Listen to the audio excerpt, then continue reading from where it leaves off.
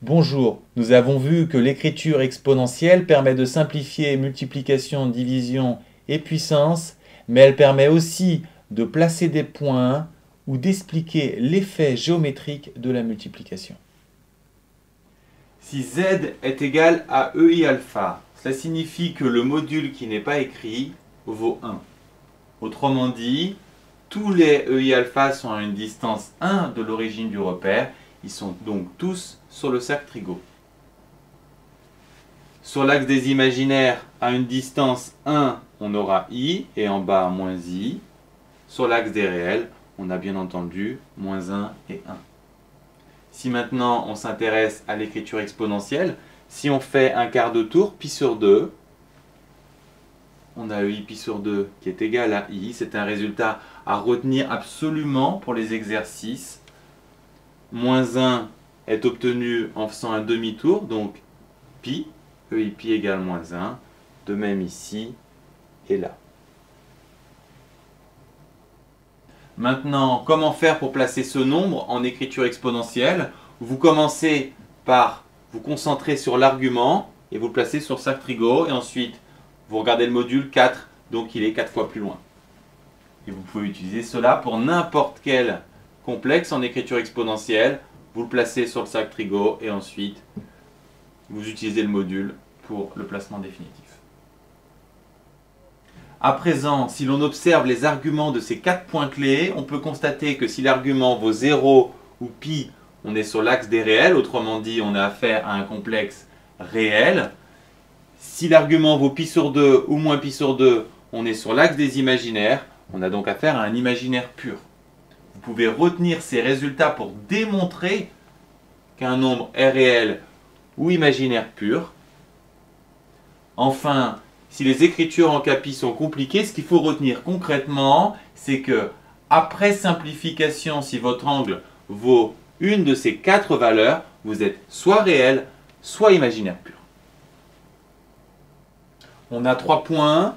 Et on se demande l'effet géométrique d'une addition ou d'une multiplication par un complexe. Que se passe-t-il si j'ajoute 1 plus i ou si je multiplie par 1 plus i? J'ai indiqué ici les affixes des 3 points. J'ajoute 1 plus i. Je vous passe le détail des calculs. Ce qui m'intéresse, c'est l'effet géométrique. Donc je place les points. On voit qu'ils sont tous obtenus en se décalant de 1 vers la droite et 1 vers le haut. Ils sont obtenus par une translation de 1 plus i.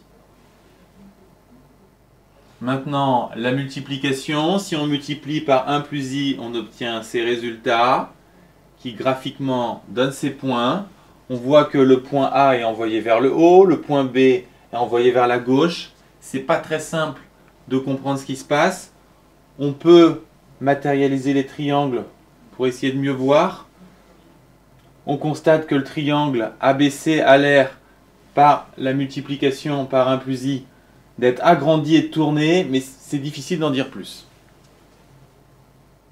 C'est l'écriture exponentielle qui permet de comprendre l'effet de la multiplication. Donc je vais passer 1 plus i en exponentielle.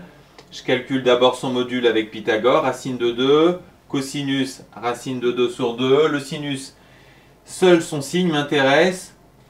Racine de 2, c'est la famille des pi sur 4. Les deux sont positifs, donc l'argument c'est pi sur 4. J'obtiens donc racine de 2 ei pi sur 4. Pour comprendre l'effet de la multiplication, on prend un complexe quelconque et on le multiplie par 1 plus i. Ça revient à le multiplier par racine de 2 ei pi sur 4.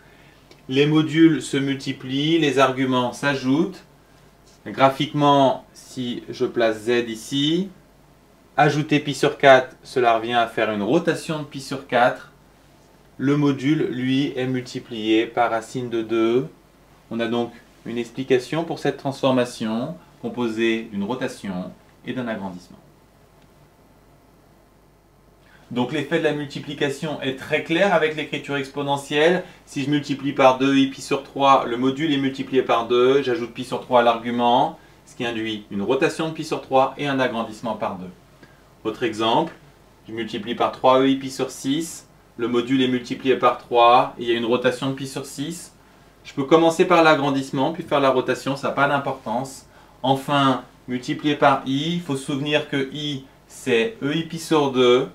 Je fais donc une rotation d'un angle de 90 degrés, ce qui correspond à un quart de tour, ce qu'on avait vu dans la première vidéo sur les complexes.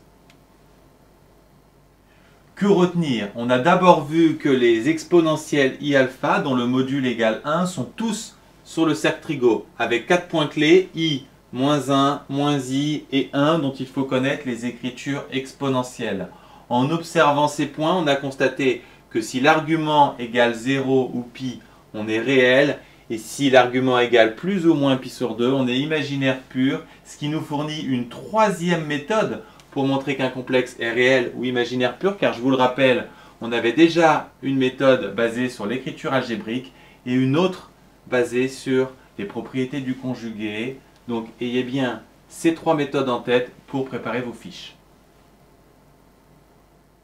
Enfin, l'écriture exponentielle permet de comprendre l'effet géométrique d'une multiplication multipliée par REI alpha. La multiplication par le module induit un agrandissement ou un rétrécissement si le module est plus petit que 1 et l'argument une rotation.